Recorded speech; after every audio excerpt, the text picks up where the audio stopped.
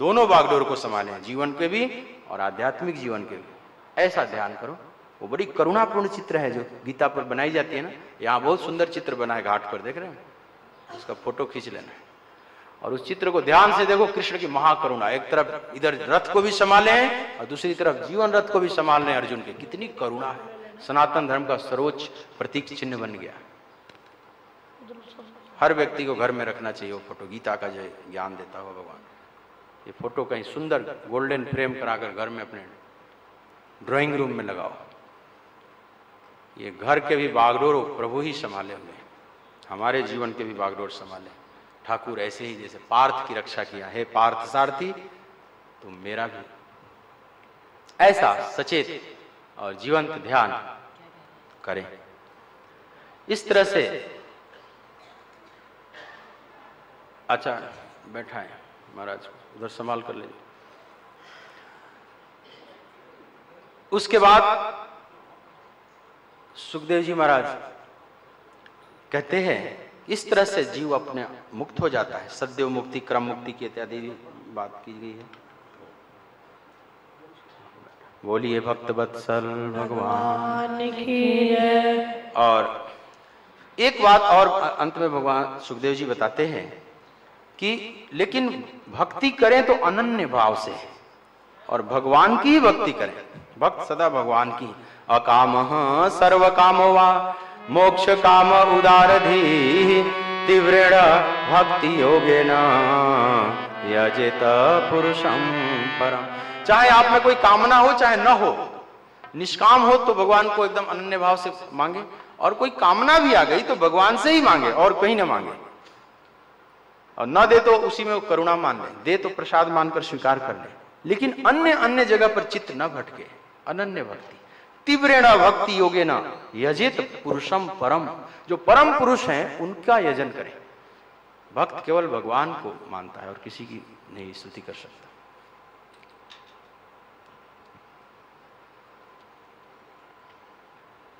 तो अनन्य बहुत जरूरी है। अनन्यता कई बार खो जाती है। अपना जो सनातन धर्म है बहुत प्राचीन धर्म है। इसके आध्यात्मिक गहराई को देख देख कर कई बार मन रोमांचित हो जाता है, लेकिन कहीं कहीं रूढ़ियां भी आ जाती हैं। प्राचीनता के साथ साथ रूढ़ियां भी आ जाती हैं। रोज कोई ना कोई देवता प्रकट हो जाते हैं, भगवान प्रकट हो जाता है। कोई शिरडी साईं जाता है टिकट बनाकर, कोई फलाना ढिमाका जाता है, कोई पीर मजार भी पूजने लगते हैं। कुछ पता नहीं है तुम्हें, न कोई जीवन दर्शन तुमने पढ़ा। भेड़ चाल में खड़े हो जाते हो। भेड़े जा रही है तो पीछे सब जा रही है, सब भेड़े जा रही है तो हम भी ठीक ही जा रही हैं। ये संत, जहां तुझे कोई साधना का सूत्र नहीं मिला, क्या भारत भूमि में संतों का अभाव हो गया है? एक से एक यहाँ महापुरुष हुए जो साधनात्मक जिनका जीवन रहा, तुम्हें पता ही नहीं। रिद्धि सिद्धि के चक्कर में पड़े हो, ये राख मिल जाए, ये विभूति मिल जाए तो हमारा ये हो जाए, हमारा वो हो जाए। अपने को भक्त कहना छोड़ दो, या तो यही सब करो। दोनों क्यों? मोर दास कहाई नर आशा, करई तो कहूं कहां विश्वासा। राख फाकने क्यों जा रहे हो? न तुझे जीवन दर्शन का पता है। किसी संत को दर्शन करने में जाओ तो पहले पता चले इसमें कितनी साधना बताई है। रिद्धि सिद्धि वाले संत को दूर से प्रणाम कर लेना, ये माया का ही एक खेल है। रिद्धि सिद्धि प्रेरई बहु भाई, बुद्धि लोभ दिखावहीं आई। चमत्कार को नमस्कार करो, और सबसे बड़ा चमत्कार है भगवान में मन जुड़ जाए, वही सबसे बड़ा चमत्कार। उससे बड़ा कोई चमत्कार। एक संत से एक व्यक्ति आया, प्रणाम किया, बोला महाराज मैं तो तब मानूंगा आप कुछ चमत्कार दिखाओ। आप क्या चमत्कार दिखा सकते हैं? तो वे संत बोले कि चमत्कार, मुझे तो कुछ चमत्कार नहीं आता। भूख लगती है तो खा लेता हूँ, नींद आती है तो सो जाता, फिर बैठ जाता। बोले कुछ, मैं आपसे चमत्कार की बात बोल रहा हूँ, आपके खाने पीने की बात, दिनचर्या नहीं पूछ रहा हूँ। आप चमत्कार क्या कर सकते हैं? तो संत बोले कि मैं भूख लगती है तो खा लेता हूँ, नींद आती है तो सो जाता। बोला ये कोई चमत्कार है? ये तो मैं भी कर लेता हूँ, ये तो कोई भी कर लेगा। तो फिर आप में मेरे में फर्क क्या है? बोले जिस दिन इतना तुम कर लोगे ना, फिर मेरे पास नहीं आओगे।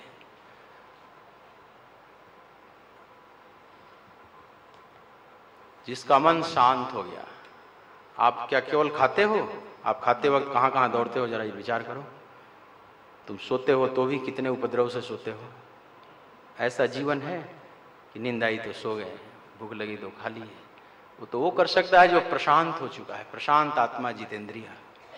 सुनने में बहुत आसान है, आसान संतों सहज समाधि भली। जहाँ जहाँ जाऊं सोई परिक्रमा, जो कछु करूं सो पूजा। भीतर बाहर एक देखूं, भाव मिटा सब दूजा। संतों सहज समाधि। लेकिन कबीर से पूछा जाए कि कबीरदास जी क्या असहज समाधि भी होती है? कबीर भी वहां चुप हो जाएंगे। समाधि का मतलब ही सहजावस्था है, असहज समाधि नहीं होती। फिर भी हमें समझाने के लिए कबीरदास को जोड़ना पड़ रहा है कि सहज समाधि बनी। सहज होना जीवन का सबसे कठिन काम है, क्योंकि हम असहज हो चुके हैं, मन इतना विकृत हो चुका है। फिर से केंद्र में लौट कर आना है। हमें कहीं जाना नहीं, आना है। कहां? अपने केंद्र में। हम भटक चुके हैं। अध्यात्म की यात्रा जाने की नहीं है, आने की है। The returning, the return back to the home, अपने घर में पुनर्वापसी। अगर कोई ध्यान शिविर लगाया जाए तो उसमें लिखा जाए पुनर्वापसी। जाना कहीं नहीं है, पाना भी कुछ नहीं है, जो है सब अपना ही है। उस कंकड़ पत्थर को फेंकना है, अपने पास हीरा है। तो एक जो ईश्वर जहां साधना की बातें की गई है वहां करो। अगर किसी संत से प्रेरणा भी लेनी है तो ऐसे महापुरुषों का, परमहंसों का रखो जहां साधना ही लबालब भरा हुआ है और कोई बात ही नहीं करते। रामकृष्ण परमहंस देव कहते थे, ये रिद्धि सिद्धियों को कहते थे बेस्या का बिष्ठा, बेस्या की बिष्ठा की तरह घृणा करो इसे। बिष्ठा सी नहीं, बेस्या का बिष्ठा, इतना घृणा। कहते थे 8 सिद्धियां और 9 निधि शरीर में विद्यमान है। नरेंद्र मैं तो प्रयोग नहीं करता। देखो उस परमहंस को, एक धोती डाले हुए, लेकिन समस्त ऐश्वर्य का मालिक है, लेकिन कभी चमत्कार नहीं दिखाता। लेकिन भक्ति के भाव दशा में हमेशा महाभाव में स्थित, हमेशा समाधिस्थ। चैतन्य को इस चमत्कार नहीं दिखा रहे। चैतन्य अपने प्रेम के उस बाढ़ में अपलावित है, जैसे बह रहे हैं। प्रेम की बाढ़ की नदी में अपलावित बहा जा रहा है चैतन्य, लेकिन कोई चमत्कार नहीं है। तो कुछ ऐसे संतों से प्रेरणा लो ना, राख क्यों फांकने जाते? फिर अनन्य भक्ति अपने को या तो मत कहो। भारत भूमि अनन्य संतों से भरी पड़ी। तो वे कहते हैं तीव्रेण भक्ति योगे न यजेत पुरुषम परम। परम पुरुष का तीव्र भक्ति योग के द्वारा यजन करो राजन। आचार्य सुखदेव कहते हैं अनन्य भाव से। अनन्यता बहुत जरूरी है।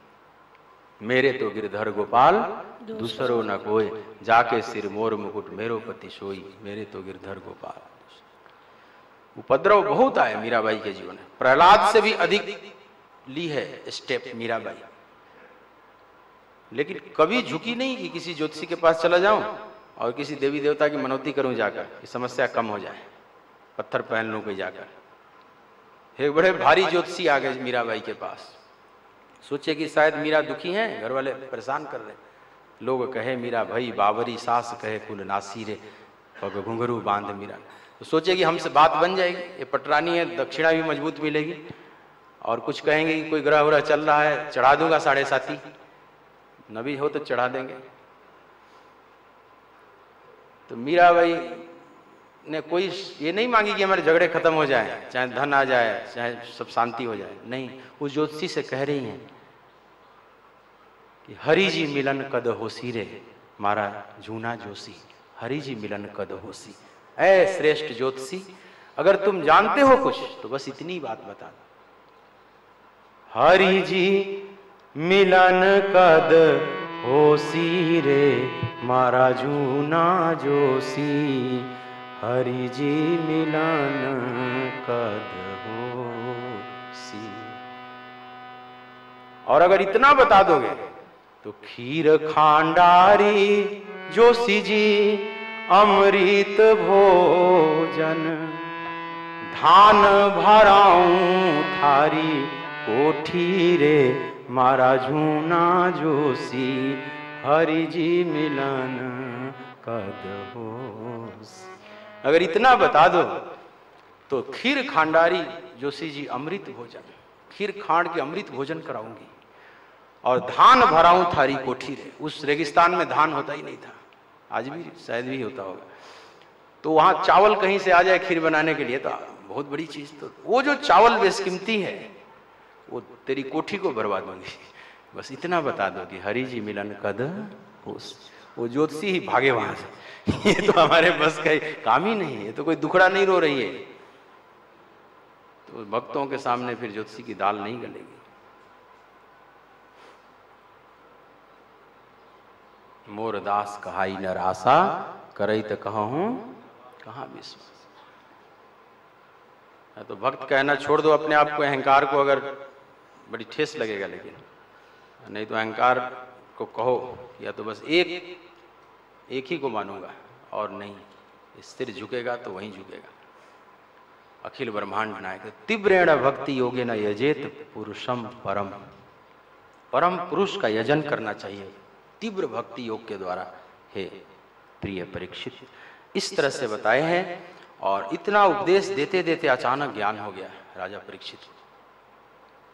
भागवत प्रमाण है, भागवत में कहते हैं कि आत्मभावम दृढ़म गतः। परीक्षित का आत्मभाव हो गया भगवान कृष्ण में, आत्मीय भाव समाप्त हो गया। यानी कि ब्लड रिलेशन में सुभद्रा बहन है ना, सुभद्रा के पुत्र हैं, तो शायद ब्लड रिलेशन में आत्मीय भाव नहीं आत्म भाव हो गया। भगवान के साथ एकदम आत्म भाव में जुड़ गए। ज्ञान तो हो गया, लेकिन अब क्या किया जाए? समय तो अभी है बहुत, और कुछ नहीं प्रश्न करूंगा तो तुरंत चले जाएंगे, ये रुकेंगे नहीं आचार्य, इनको रोकना है जब तक मैं शरीर यहाँ हूँ शरीर से। तो अब कुछ प्रश्न करेंगे सृष्टि विषयक, ताकि लंबा प्रश्न कर दे सृष्टि कैसे बनी, क्या क्या हुआ इसमें, कुल लीलाएं घटनाएं, कितने उपद्रव हुए, कितने अवतार हुए। अब इसमें तो काफी समय लग जाएगा ना, तो आचार्य को बैठाना है। काम हो गया परीक्षित का यहीं पर। आत्मभाव वासुदेवे भगवती आत्मभावम दृढ़म गतः। ज्ञान हो गया, अज्ञान अविद्या टूट चुकी थी। उसके बाद भी वार्ता चलेगी। अब सत्संग में समझ लो फूल में फूल लगेगा, फूल खिल गया। जैसे जनक को ज्ञान हो गया अष्टावक्र के उपदेश के देते ही, लेकिन फिर दोनों अपनी महिमा को गाए चले जा रहे हैं, फिर भी ग्रंथ आगे बढ़ता है। तो कई बार प्रीत के प्रीति सुहाई, कई बार अध्यात्म का फूल खिल जाए तो उस फूल में भी फूल खिलते हैं। अब आगे की जो कथा होगी वो फूल में फूल खिलेगी। तो आइए एक भजन का फूल और देख लें, फिर उसके बाद आगे बढ़ते हैं। बोलिए भक्त वत्सल भगवान की।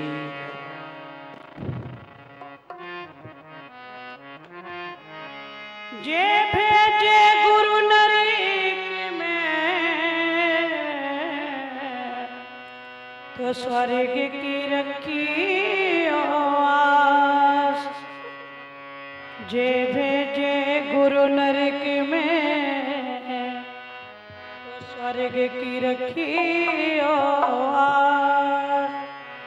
बोलो साचे दरबार की जय।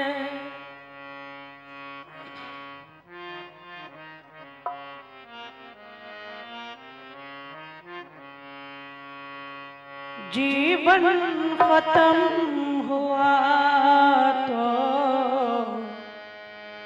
जीने का ढंग आया।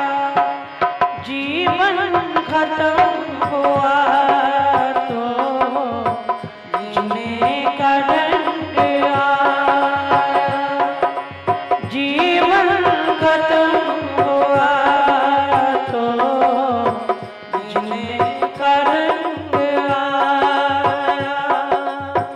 जब शम्मा बुझ गई तो, जब शम्मा बुझ गई तो महफिल में रंग आया। जीवन खत्म हुआ तो जीने का ढंग आया। जीवन खत्म हुआ तो जीने का ढंग आया। जब शम्मा बुझ गई तो, जब शम्मा बुझ गई तो महफिल में रंग आया। जीवन खत्म हुआ तो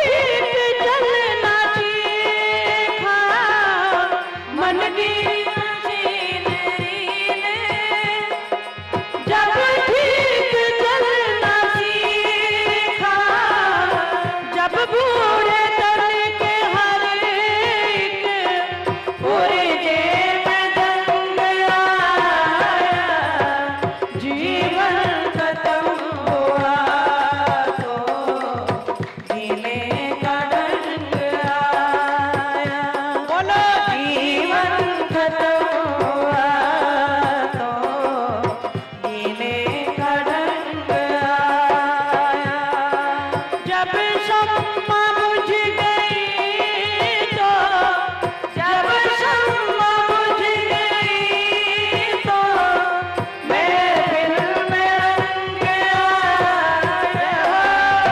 जीवन खत्म हुआ तो जीने का ढंग आया। जीवन खत्म हुआ तो जीने का ढंग आया।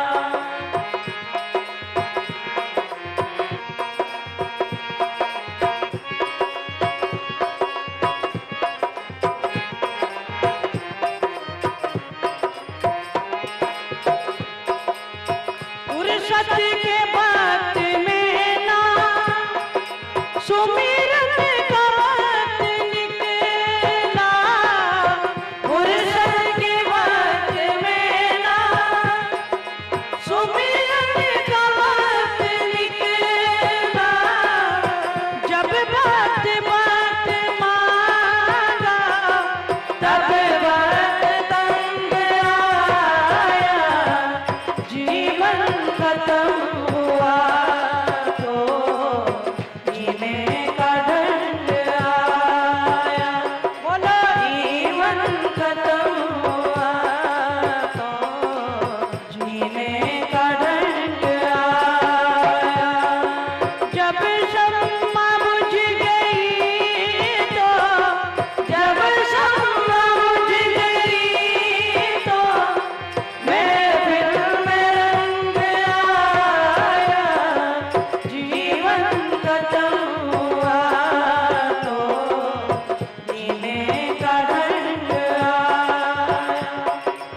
जीवन खत्म हुआ तो जीने का ढंग आया।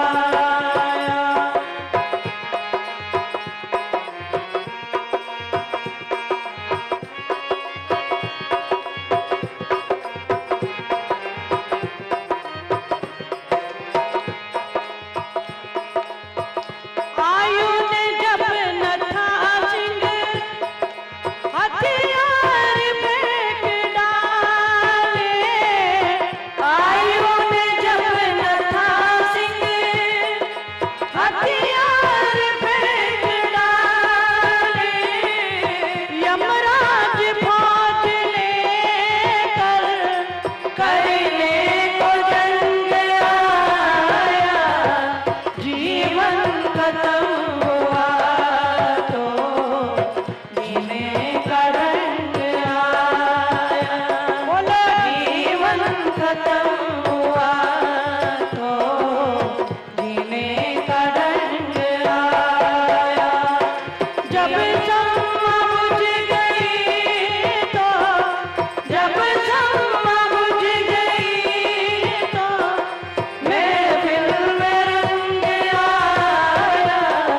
जीवन खत्म हुआ तो जीने का ढंग आया। जीवन खत्म हुआ तो जीने का ढंग आया। जीवन खत्म हुआ तो जीने का ढंग आया। जीवन खत्म हुआ तो जीने का ढंग आया। सच कहते हैं चेत रे मन चेत काहे गाफल सोया। जो तन उपजया संग में वो भी संग ना होया। जीवन खत्म हुआ तो जीने का ढंग आया। ये हम सब अपने अंदर झांक सकते हैं और समझ सकते हैं कि हमने कितना अपना समय नष्ट किया, बर्बाद किया। और आप किसी संत सतगुरु की शरण में बैठे हैं।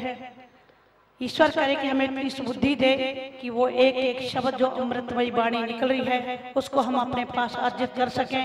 ऐसी प्रार्थना प्रभु से कीजिए। बोलो जयकारा बोल मेरे श्री गुरु महाराज की जय। जय श्री राधे श्याम। जब महाराज परीक्षित सृष्टि विषयक प्रश्न किए हैं कि भगवान ने सृष्टि कैसे बनाई, क्या क्या हुआ इस सृष्टि में लीलाएं, कैसे यह लय को प्राप्त हो जाती हैं, तो अब आचार्य सुखदेव थोड़ा निश्चिंत हो गए।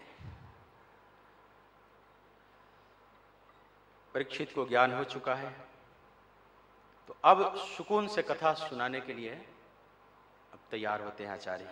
अभी आनंद फानन में सुनाए थे क्योंकि इमरजेंसी में था यह रोगी बिल्कुल, लेकिन अब ठीक हो गया, लाइन पर आ गया। तो अब स्तुति का, अब मंगलाचरण करते हैं। अभी तक मंगलाचरण नहीं किए थे आचार्य सुखदेव, अब भगवान का मंगलाचरण करके कथा आगे बढ़ाते हैं। नमः परस्मै पुरुषाय भूयसे सदुद्भवस्था न निरोध लीलया गृहीत शक्ति त्रितयाय देहिनां अंतर्भवाया नुपलक्ष्य वर्तमने। नमः परस्मै पुरुषाय भूयसे। मैं उन परम पुरुष को प्रणाम करता हूं जो प्रकृति के तीन गुणों सत्व और रज और तम को स्वीकार करके तीन शक्तियां प्रकट करते हैं, ब्रह्मा विष्णु और महेश, जिससे जगत का सृजन पालन और संहार करते हैं। लेकिन वह परम ब्रह्म परमात्मा बुद्धि का विषय नहीं है। सारा जगत जिनसे उत्पन्न होता है और जिनमें लय को प्राप्त हो जाता है,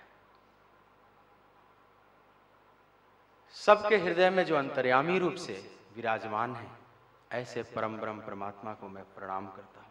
क्योंकि अपने को बीच से हटा लेते हैं ताकि अहंकार ना आवे कि ये मैं सुना रहा हूं, इस प्रश्न का उत्तर मैं दे रहा हूं। तो बड़े कुशलता से ऋषि अपने को हटा देंगे। इसलिए कई तल पर फिर कथा चलेगी, कथा में कथा, कथा में कथा। तो सुखदेव जी डायरेक्ट भी वो बात बोल सकते थे, लेकिन कहते हैं कि नहीं, यही बात नारद ने ब्रह्मा से पूछा था। तुम हो गए नारद, मैं हो गया ब्रह्मा, अब सुनो। अपने को बीच से हटा दिए कुशलता से। तो नारद जी ने पूछा था कि ये पिताश्री, यह सृष्टि कैसे उत्पन्न हुई? ब्रह्मा जी ने कहा कि पुत्र नारद, पहले कुछ भी नहीं था। जब ये सृष्टि नहीं थी तो कुछ भी नहीं था, या कहें कि था ही था, केवल अस्तित्व था, केवल एग्जिस्टेंस था। यह नाम रूपात्मक जगत नहीं था। फिर उस परम ब्रह्म के अंदर संकल्प हुआ, एको हम बहुश्यामा, मैं एक हूं जरा बहुत हो जाऊं। देखो ये संकल्प कैसे हो सकता है? क्या उनके पास कोई मन है? क्या आप व्याप्त काम है, उनमें संकल्प कहां से होगा? लेकिन फिर भी समझाने के लिए अध्यारोप किया जाता है, क्योंकि वो बातें कुछ इतनी सूक्ष्म और गूढ़ है कि एकदम से वाणी से बात बताने लायक है ही नहीं, सक्षम ही नहीं वाणी। तो अध्यारोप किया जाता है कि उसके अंदर एक संकल्प हुआ। क्या उसके भीतर कोई मन है कि संकल्प उठ रहा है? लेकिन ऐसा एको हम बहुश्याम, मैं एक हूं जरा बहुत रूप में। और एक भी अब नहीं कर सकते, जब केवल था ही था तो एक भी कैसे कहेंगे? एक भी तब है ना जब दो कहीं है। ये संख्यावाचक हो गया एक। इसलिए जो कहते हैं लोग ना कि ईश्वर एक है, वो बहुत गहरी बातें नहीं करते। मैं मानता हूं कि ईश्वर एक है, यह भी थोड़ी नीचे स्टेप से उतर कर की गई बातें। ईश्वर एक है ये कहने की जरूरत ही नहीं। अद्वैत, इसीलिए ऋषियों ने उपनिषद के कहा अद्वैत, माने वो दो नहीं है।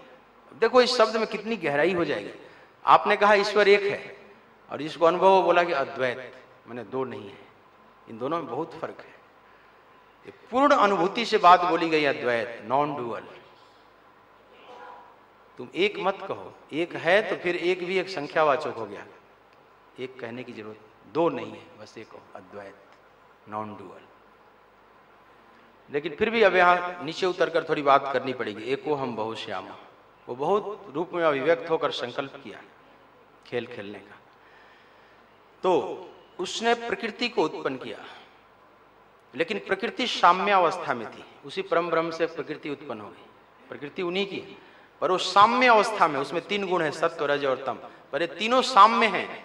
अब इससे अभी क्रिया नहीं हो पाएगी। तो काल, कर्म और स्वभाव के द्वारा साम्य प्रकृति में क्षोभ उत्पन्न कर दिया। तो प्रकृति की साम्य अवस्था बिखर गई, सत्व रज तम तीनों त्रिकोण बिगड़ गए। जैसे समझ लो पहले समकोण त्रिभुज आप पढ़े होंगे ना, जिसकी सारी भुजाएं और कोण बराबर होते हैं, समबाहु त्रिभुज। तो ऐसे तीनों जो ये त्रिगुण हैं ये समबाहु में है,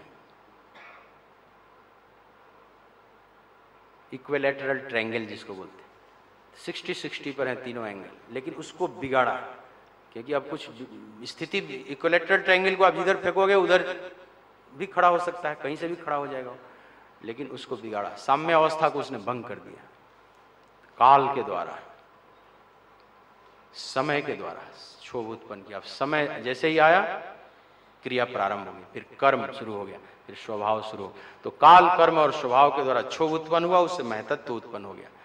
महतत्व मैंने समझ लिया एक ब्रह्मा ही, और उससे फिर 3 प्रकार के अहंकार उत्पन्न हुए, सात्विक, राजस और तामस। ये सृष्टि कैसे उत्पन्न हुई, सदा से मनुष्यों की जिज्ञासा रही, वैज्ञानिक दिन रात इसमें लगे हुए हैं। कोई डार्विन अपना बताते हैं बिग बैंग थ्योरी, आज भी गॉड पार्टिकल तक पहुंच गए हैं, उससे सृष्टि का रहस्य पता चल जाए। कहीं पूर्ण सूर्य ग्रहण लगता है तो उसको ध्यान से देखते हैं, रीड करते हैं, कहीं यहां से भी सौर मंडल का कुछ रहस्य निकल कर आवे। मतलब पूरा विज्ञान खोजने में लगा हुआ, सदा से मनुष्य की जिज्ञासा रही है, ये सृष्टि कैसे बनी, कहां से बनी। तो ऋषि जो बता रहे हैं थोड़ा वो सूक्ष्म और गहरी बातें। और तामस अहंकार से ये स्थूल जगत उत्पन्न हो गया, पृथ्वी, जल, वायु, अग्नि, आकाश, 5 महाभूत। और राजस अहंकार से इंद्रियां, प्राण, उनके देवता और बुद्धि उत्पन्न हुई, और सात्विक अहंकार से मन उत्पन्न हुआ। मन जन्मजात सात्विक है, बाद में राजस तामस हो जाता है बड़ा होने के बाद। वह शुद्ध है शुरू में, शुद्ध मन ही दर्पण कर, तोरा मन दर्पण कहलाए। ये शुद्ध मन को कहा गया, शुद्ध मन दर्पण की तरह। जो अचेतन में है वो शुद्ध है, बाहर आते ही गंदा होता चला जाता। इसीलिए जब नार्को किया जाता है, नार्को टेस्ट, तो ऊपर वाले गंदे मन को सुला दिया जाता है, और जो शुद्ध मन है जो भीतर है वो केवल रहेगा। अब वो सब सही सही बोलेगा। कसाब का नार्को दिखाया था ना बाद में टीवी पर, आपने जो जो पूछा जा रहा है बता रहा है। तुमने आया, कितने थे तो इतने, कैसे आए तो ऐसे, कहाँ किया तो यहाँ, फिर CST पर चलाया, कितने लोग मरे तो बोलता है मुझे नहीं पता। ठीक बता रहा है, गिन गिन कर थोड़ी मार रहा है, और सही बोल रहा है। उस समय टीवी पर आप देख सकते हैं, वो व्यक्ति उसको पता नहीं, फिर जगा कर उसी को दिखाओ कि तुमने बोला है, उसको आश्चर्य लगेगा। क्योंकि वो जो अचेतन मन है, जो सब कॉन्शियस माइंड है, वो बिल्कुल शुद्ध बच्चे की तरह, वो झूठ नहीं बोलता। तोरा मन दर्पण कर, वही तोरा मन दर्पण कहलाए, तोरा मन दर्पण कहलाए। भले बुरे सारे कर्मों को, भले बुरे सारे कर्मों को देखे और दिखाए, तोरा मन दर्पण कहलाए, तोरा मन दर्पण कहलाए। यह दर्पण ऊपर वाला मन नहीं, वो शुद्ध मन, तो सात्विक है, सात्विक अहंकार से उत्पन्न हुआ। और सब ये सब मिलकर एक गोला बन गया, समझ लें एक हिरण्य गर्भ बन गया, बहुत काल तक ऐसे पड़ा रहा। फिर उसमें से विराट पुरुष का जन्म हुआ, जिनके हजारों नेत्र, सिर, पैर थे, सब माने अनंत समझ लो, अनंत बाहु दरवक्त नेत्र, जिसको अर्जुन देखते हैं विराट रूप में, हजारों की जगह अनंत, सहस्त्र शीर्षा पुरुषा करके जो वेद में स्तुति की जाती। बोलिए विराट भगवान की जय। उनके नाभि से एक कमल निकला, उस पर ब्रह्मा जी प्रकट हो गए, जिनके 4 मुख थे, चतुरानन। और उन्होंने देखा कि मैं कहां से प्रकट हो गया, तो एक कमल ही था, उसका नाल, उसमें प्रवेश करके देखते गए कहां ओरिजिन है इसका, लेकिन कोई उसका और छोर नहीं दिखा। फिर आकर बैठ जाते हैं और आवाज आई तप करो।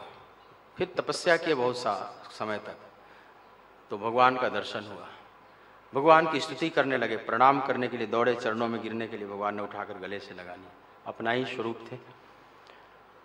फिर ब्रह्मा जी को आदेश दिया भगवान ने कि आप सृष्टि की रचना कीजिए, आगे सृष्टि चक्र बढ़ाइए। ब्रह्मा जी ने कहा कि प्रभु मैं सृष्टि तो बनाऊंगा, आपकी आज्ञा का पालन करूंगा, लेकिन भगवान कहीं कर्तापन का अभिमान आ गया तो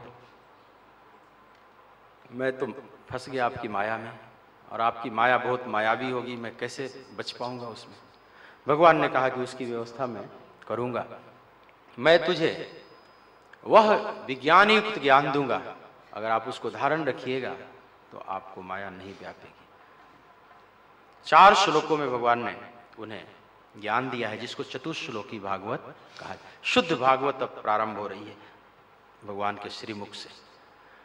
अहमेवा समेवाग्रे नान्यद् सदसत्परम पश्चादहं यदेतश्च यो शिष्येत सोऽस्म्यहम् रीतेऽर्थं यत् प्रतीयेत न प्रतीयेत चात्मनि तद्विद्यात्मात्मनो मायां यथा भासो यथा तमः यथा महान्ति भूतानि भूतेषु चावचेष्वनु प्रविष्टान् प्रविष्टानि तथा तेषु न तेष्वहम् एतावदेव जिज्ञास्यं तत्त्वजिज्ञासुनात्मनः अन्वय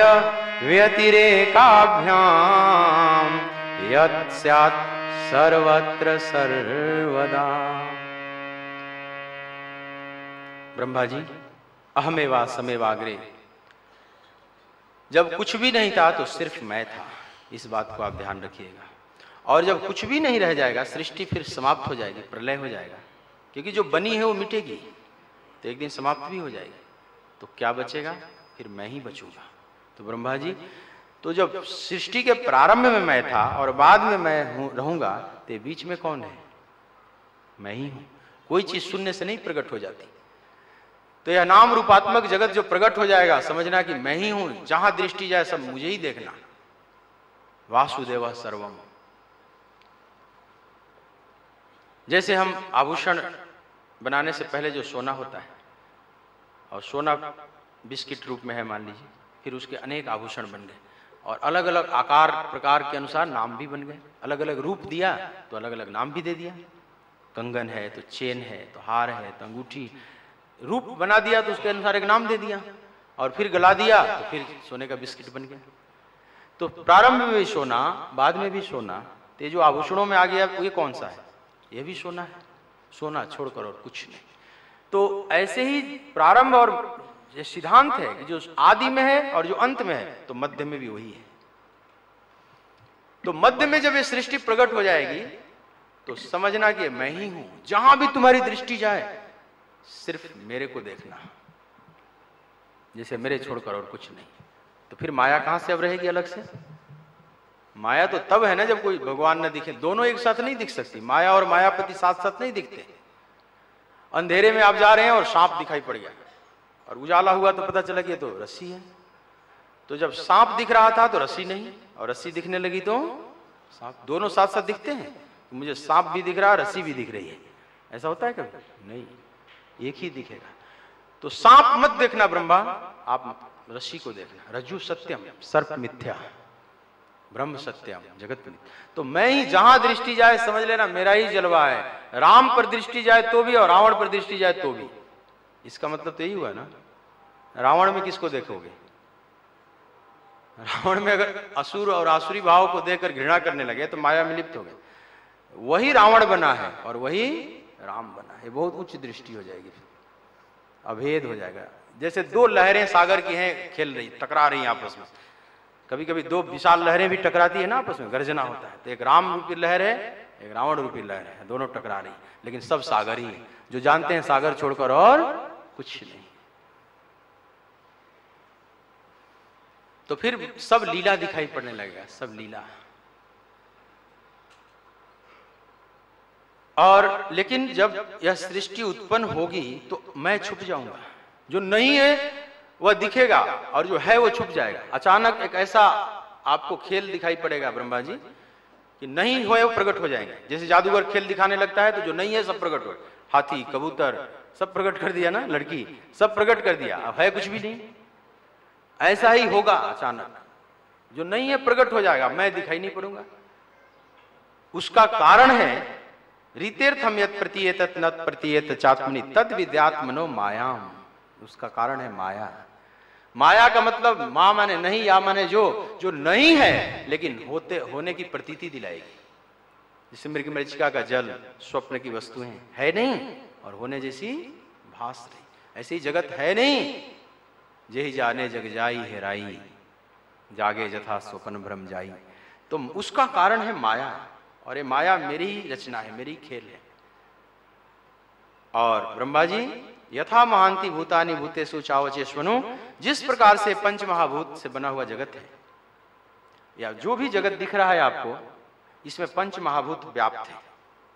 जो भी दिख रहा है जगत है, अगर ये दिख रहा है तो इसमें पृथ्वी जल वायु अग्नि आकाश पांचों है, एक तरह से व्याप्त है।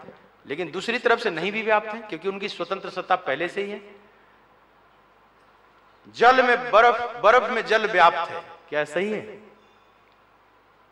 है भी और नहीं भी है।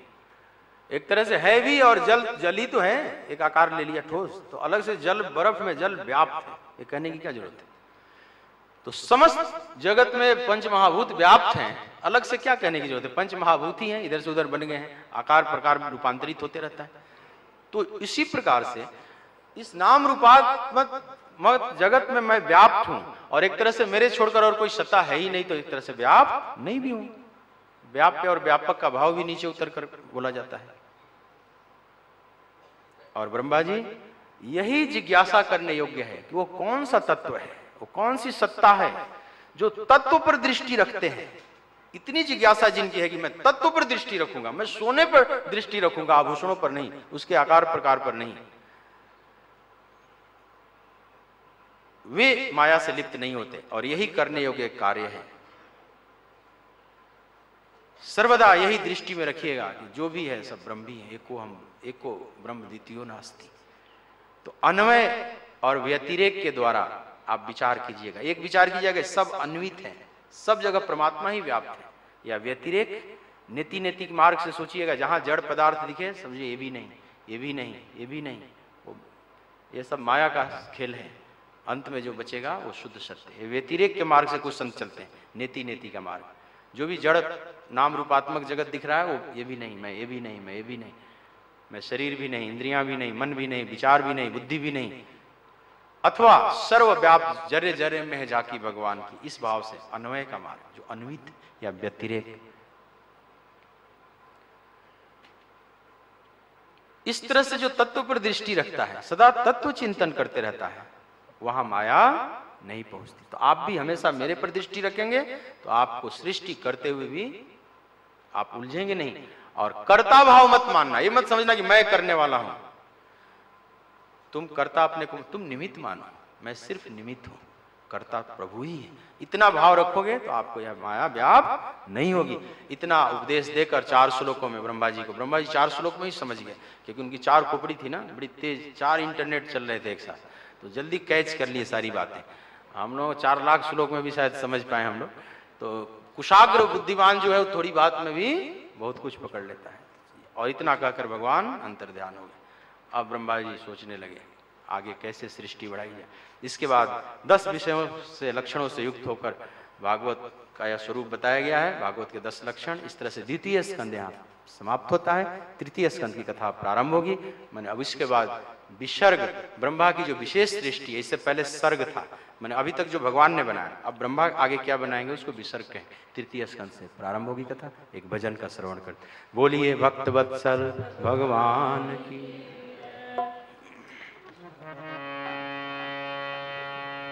बोलिए वृंदावन बिहारी लाल की जय।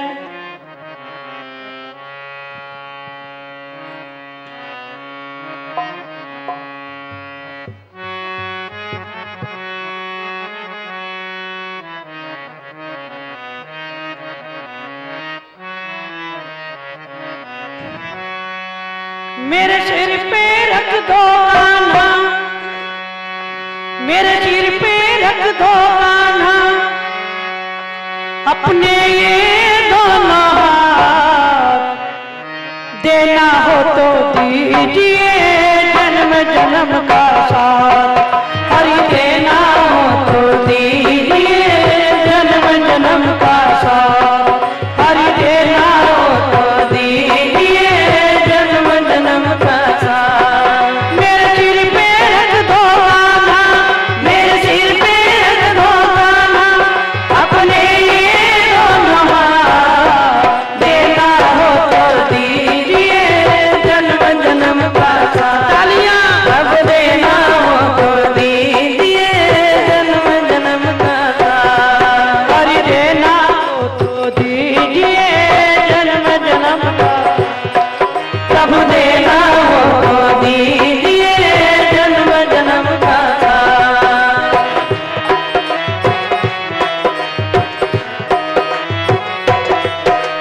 सब कुछ पाकर देने वाले श्याम प्रभु से क्या मांगे, सब कुछ पाकर देने वाले श्याम प्रभु से क्या मांगे। भक्ति पाई शक्ति पाई धन और दौलत क्या मांगे, भक्ति पाई शक्ति पाई धन और दौलत क्या मांगे। मेरे जीवन की तमन्ना, मेरे जीवन की तमन्ना, अब करो कृपा दिन रात, देना हो तो दीजिए जन्म जन्म का साथ, प्रभु देना हो तो दीजिए जन्म जन्म का साथ। मेरे सिर पे रख दो बाबा, मेरे सिर पे रख दो बाबा, अपने ये दोनों हाथ, देना हो तो दीजिए जन्म जन्म का साथ, हरि देना हो तो दीजिए जन्म जन्म का साथ, प्रभु देना हो तो दीजिए जन्म जन्म का साथ, हरि देना हो तो दीजिए जन्म जन्म का साथ।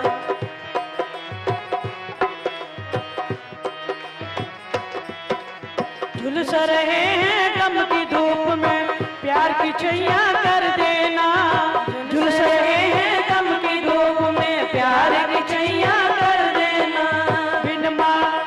बिन नावी के नाव चलेना, अब पतवार पकड़ लेना, बिन मांझी के नाव चलेना, तुम पतवार पकड़ लेना।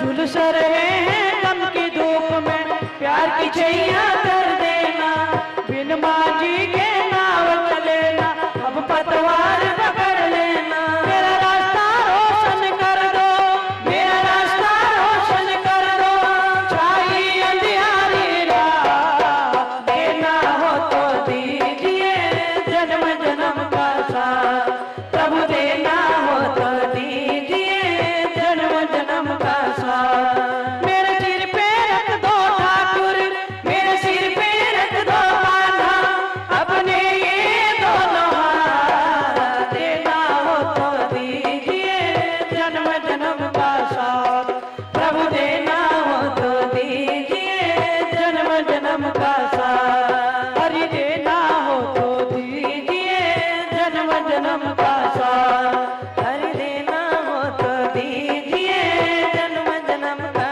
साथ।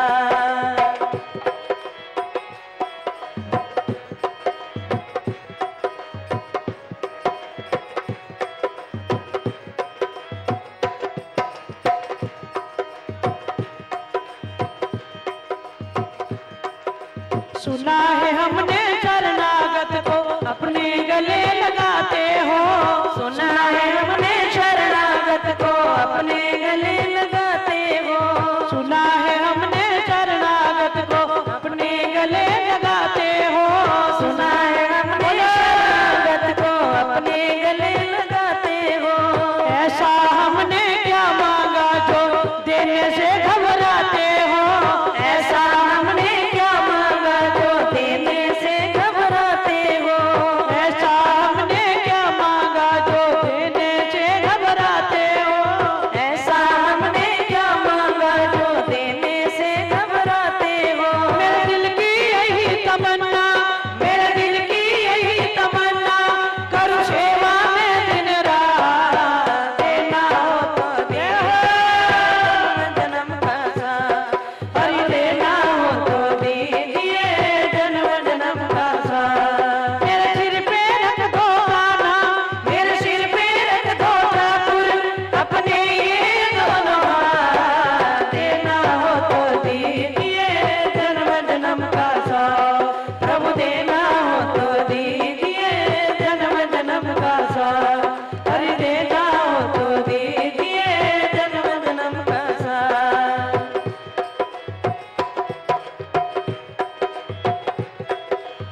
इसी जन्म में सेवा देकर बहुत बड़ा उपकार किया।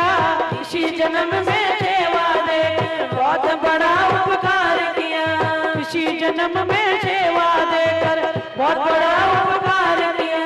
तू ही गोविंदा, तू ही गोपाला, मैंने तुमको जान लिया। तू ही गोविंदा, तू ही गोपाला, मैंने तुमको जान लिया। मेरे जीवन में अब कर दो, मेरे जीवन में अब कर दो प्रभु बुलवा की वर्षा हो।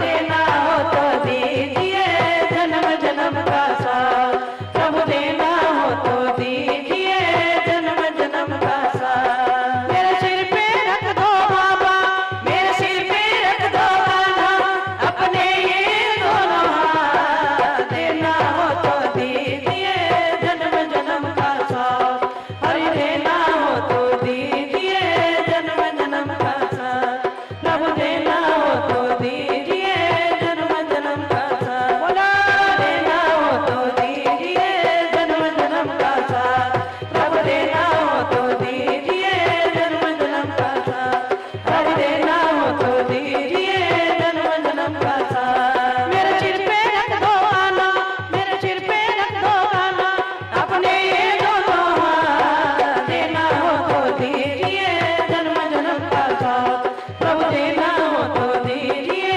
जन्म जन्म का साथ। गोविंद मेरो है, गोपाल मेरो है, गोविंद मेरो है, गोपाल मेरो है। गोविंद मेरो है, गोपाल मेरो है, गोविंद मेरो है, गोपाल मेरो है।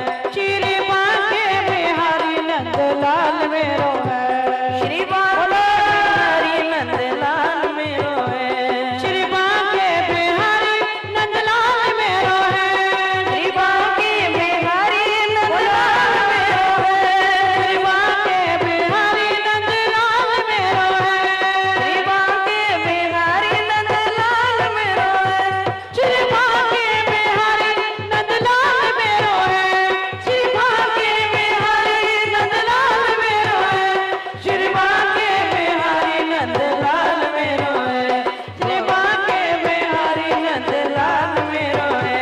गोविंद मेरो है, गोपाल मेरो है, गोविंद मेरो है, गोपाल मेरो है। श्री बांके बिहारी नंदलाल मेरो है, श्री बांके बिहारी नंदलाल मेरो है।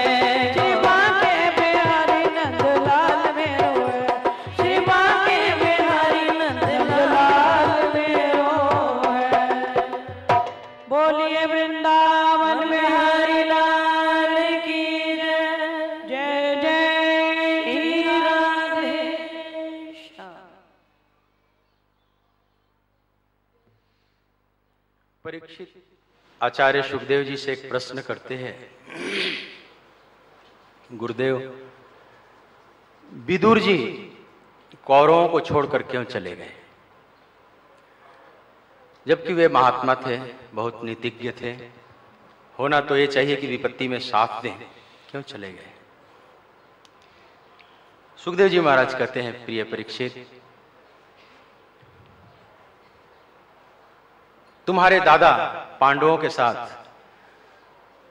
धृतराष्ट्र का व्यवहार सौतेला था, अच्छा व्यवहार नहीं कर रहा था। दुर्योधन अपने पुत्र के मोह में इतना बंध चुका था कि उसको न्याय अन्याय कुछ भी सूझता नहीं था।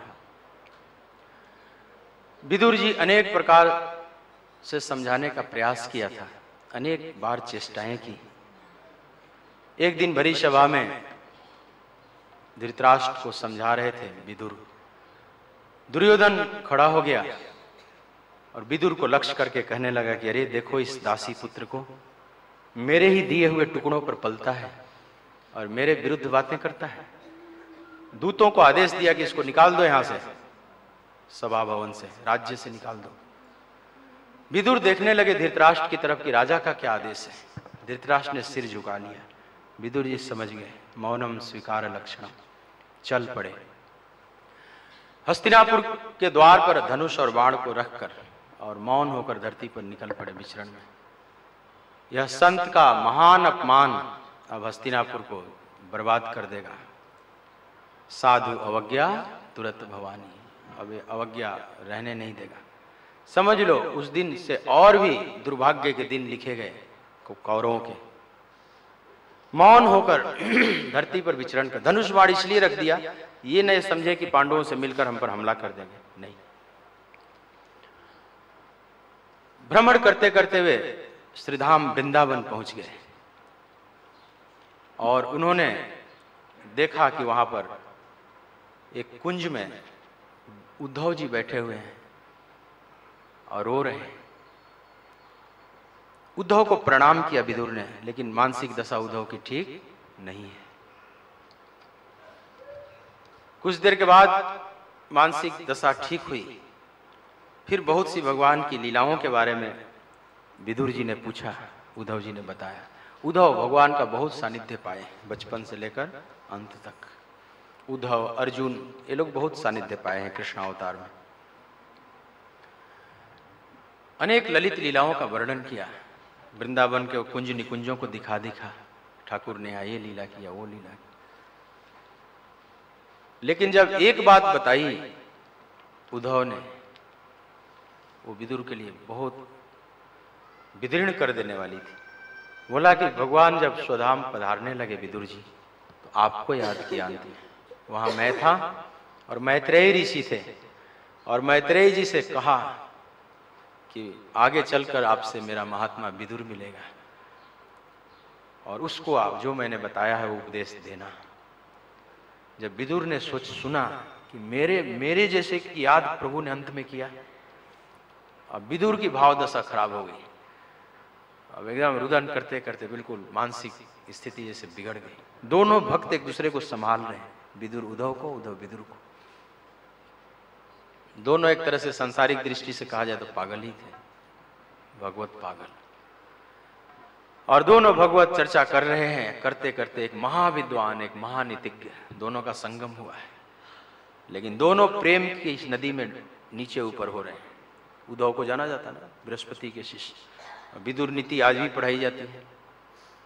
इतने बौद्धिक शिखर के दोनों व्यक्ति हैं धरती के, लेकिन वृंदावन के प्रेम की बाढ़ में ऐसे गोते खा रहे हैं दोनों की विद्वता पता नहीं कहां चली गई, दोनों का नीति कहां बह गया। प्रेम सबसे बड़ी नीति है। और वार्ता करते करते सवेरा कैसे हो गया, सुबह सूरज कैसे निकला है पता ही नहीं चला। पूरी रात व्यतीत हो गई। जिस चीज में मन लग जाता है समय का पता नहीं चलता ना।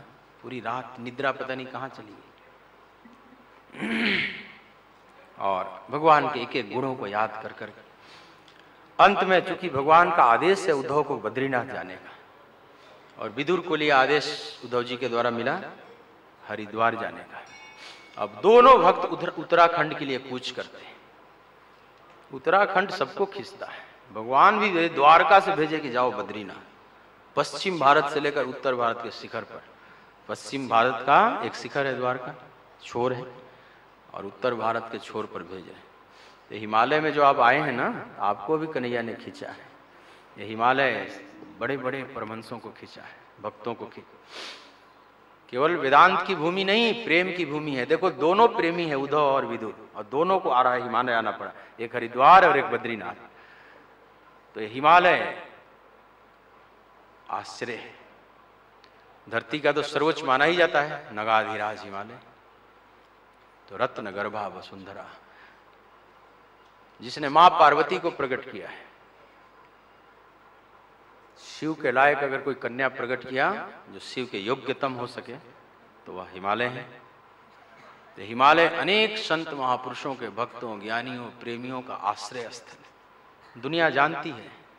इसीलिए विदेश से लोग आते हैं, पहले तो हिमालय करते रहते हैं विदेशिया। दिल्ली में उतरेंगे, पहाड़गंज भागेंगे, फिर इधर भागते हैं ऋषिकेश, फिर गंगोत्री, कुल जाएंगे ग्लेशियर देखने। मैं देखा हूँ इनके में भी जुनून है। मैं गंगोत्री के गुफाओं में रहा हूँ कुछ वर्ष, कुछ महीने बहुत पहले। तो मैं तो एकांत समझ के गया कि गंगोत्री में भी आगे गोमुख साइड में, ताकि और एकांत हो। कुछ गुफाओं वहां देखे पीठ पर बांध के सब चले जा रहे हैं। ये गोमुख है तो ऊपर है सुंदरबन है, तो नंदनबन है, उसके ऊपर ग्लेशियर, उसका नाम है सुंदरबन, नंदनबन, तपोवन। और वे पहाड़ पर ट्रैकिंग करने वाले वो पीठ पर बांधकर, मैंने वो हिमालय का वो जो जुनून लेकर आए हैं, वो पश्चिमी जगत से आ रहे हैं, लेकिन हिमालय खिंचता है। जानते हैं कि हिमालय जैसा कोई पहाड़ नहीं है, धरती का गरिमा पूर्ण पर्वत है, जिसमें माउंट एवरेस्ट शिखर पर है। मैंने हिमालय मुकुट है धरती का, धरती माँ है तो समझ लो उसके मुकुट हैं हिमालय। उस मुकुट पर अनेक प्रबंध आते हैं, आप भी आए हुए हैं इस मुकुट पर। हिमालय ने आपको बुलाया है, इसी की गोद में उस मुकुट में प्रवाहित है गंगा, जिसके जल आज भी नहीं खराब होते। प्रयोग करना है तो ऋषिकेश का जल बोतल में भर के रख दो 20 साल, एक कीड़े नहीं लगेंगे। हिमालय की गोद में माँ गंगा बह रही है, भारतीय संस्कृति की मेरुदंड। इस हिमालय की तरफ आ रहे हैं दोनों प्रेमी भक्त। उद्धव तो चले गए बद्रीनाथ, और मैत्रेय ऋषि के पास हरिद्वार में विदुर जी। विदुर ने प्रणाम किया मैत्रेय ऋषि को, आनंदित हुए महर्षि देखकर विदुर जैसे भक्त को। विदुर जी ने कुछ प्रश्न किया, भगवान सब कुछ सुख के लिए ही किया जाता है, जो भी व्यक्ति करता है उसकी प्रत्येक चेष्टा सुख पाने के लिए होती, लेकिन जीवन में सुख कम और दुख ज्यादा दिखाई पड़ता है, ऐसा क्यों? लेकिन मैत्रेय जी ने देखा कि अभी मानसिक स्थिति थोड़ी सी ठीक नहीं है विदुर की, अभी भी प्रेम में डवाडोल है, तो सीधा प्रश्न का उत्तर नहीं दे रहे हैं मैत्रेय ऋषि भी। देखो, उपदेश से ज्यादा उपदेष्टा महत्वपूर्ण होता है। हमें उपदेश देना है या उतना महत्वपूर्ण, उससे भी ज्यादा महत्व उपदेष्टा, जिसको दिया जा रहा है। सदा उपदेशक को विचार करना चाहिए कि जिससे हम बात कर रहे हैं उसकी मानसिक स्थिति क्या है।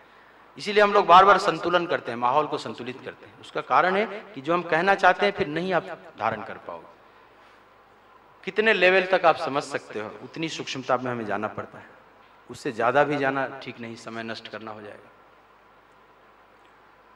तो उपदेष्टा पर दृष्टि है मैत्रेय ऋषि की। देख रहे हैं अभी प्रेम में इनकी अंदर से वैसे है, विचलित ही कह लो एक तरह से, आध्यात्मिक विचलन। तो सीधा उत्तर न देकर कुछ सृष्टि चक्र इत्यादि की बात की। सृष्टि का वर्णन बार बार भागवत में आएगा। तो थोड़ी सी इनकी मानसिक स्थिति धीरे धीरे ठीक हुई, उस जल को स्थिर किया गया। तो जब मानसिक स्थिति ठीक हुई तो फिर कुछ प्रश्न रखते हैं विदुर। विदुर बड़े कूट प्रश्न रखेंगे। विदुर जी कहते हैं कि महाराज, वह निर्गुण निराकार ब्रह्म यह सगुण साकार सृष्टि कैसे उत्पन्न किया? निर्गुण निराकार शुद्ध चेतन ब्रह्म से ये जड़ सृष्टि कैसे उत्पन्न हो सकती? यदि आप कहें कि वह लीला कर रहा है, लोकवत लीला कर रहा है, तो लीला भी कैसे संभव है? जड़ का चेतन से संबंध कैसे हो सकता है? जो चीजड़ ग्रंथि वेदांत में बताया जाता है, वो चीजड़ ग्रंथि मिथ्या ही तो है, उसको मिथ्या कहा जाता है। जड़ चेतन ही ग्रंथि पड़ गई, यद्यपि मृखा छूटत कठिन। जड़ और चेतन के बीच कहा जाता है कि ग्रंथि पड़ी, पर वो ग्रंथि है नहीं, वो झूठी है। तो ये है ही नहीं। सृष्टि और परमात्मा का खेल कैसे हो सकता है? एक चेतन है, एक जड़ है, दोनों के बीच हो ही नहीं सकता। और वो लीला करने का संकल्प भी कैसे करेगा? वो तो आप्त काम है, उसमें संकल्प कहां से उठेगा कि मैं लीला करूं? आप ये कहेंगे वो बालकवत लीला करता है, तो यह भी ठीक नहीं लगता महाराज, क्योंकि बालक में तो इच्छा होती है, खेलने की इच्छा होती है, तो तब शुरू करता है, पहले इच्छा फिर खेल में उतरता है। परमात्मा में तो कोई इच्छा नहीं हो सकती। और एक बात और बताइए महाराज, कि जब सब वही बना है, सब लोग कहते हैं कि वही बना हुआ है, परमात्मा ही सब कुछ बना है, तो स्वर्ग नरक भी वही बना है। और भले बुरे कर्मों से आदमी स्वर्ग नरक में जाता है, तो फिर क्या वही नरक में भी जाता है? परमात्मा ही नरक में भी जाता है? बड़े कूट प्रश्न करते हैं विदुर। मैत्रेय जी हंसने लगे और कहे कि अरे विदुर, इसी का नाम तो माया है।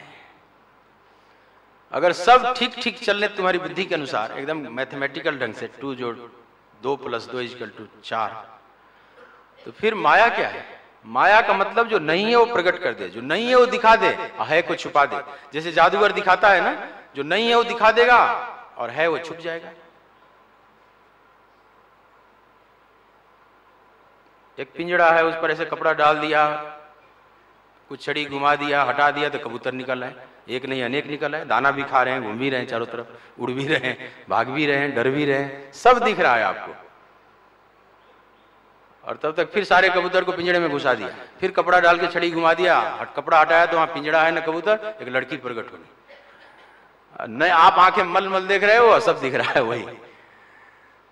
तो सब दिख रहा है। अभी बुद्धि से 2 + 2 = 4 वाला नहीं होगा, वैसे भी 2 + 2 4 नहीं होता। यूक्लिडियन ज्योमेट्री के अगेंस्ट में एक नॉन यूक्लिडियन ज्योमेट्री आई, बोलते हैं 2 + 2 4 होता ही नहीं। आप कहोगे ये कौन सा मैथमेटिक्स ला दिया बीच में, 2 + 2 कितना होता है 4 में, वो कहता है नहीं होता। तो फिर क्या होता है महाराज, तो बोला 4 से थोड़ा ज्यादा होता है तो थोड़ा सा कम होता है, 4 तो बिल्कुल नहीं होगा। बोले कि किसी 2 जोड़ कर दिखा दो जरा, प्रयोग प्रैक्टिकल दिखा दो, तो तुम थ्योरेटिकल बातें कर किए जा रहे हो। 2 + 2 4, तो 2 एकदम एक जैसी चीज होती ही नहीं कि तुम एकदम से जोड़ दोगे और 4 हो जाएगा बराबर। इस सृष्टि में अनंत रचना है परमात्मा की, कोई आज तक मिला ही नहीं किसी से। 1-2 रेत का कण भी लोगे तो एक जैसा नहीं होगा, उसके कहीं ना कहीं कटिंग में, डेंसिटी में, कुछ में तो फर्क हो ही जाएगा। एक इलेक्ट्रॉन भी इधर उधर हो गया, इलेक्ट्रॉन का मूवमेंट भी अलग अलग हो रहा है, अलग अलग डायरेक्शन में, तो भी फर्क हो गया। उसके पूरा माइक्रोस्कोप से देखो तो उसकी कटिंग में भी फर्क हो गया, तो फर्क हो गया ना। उस पत्थर की डेंसिटी में दोनों में फर्क होगा अगर, तो डेंसिटी से भी कुछ तो फर्क हो ही जाएगा। बहुत सी बातें, मतलब 2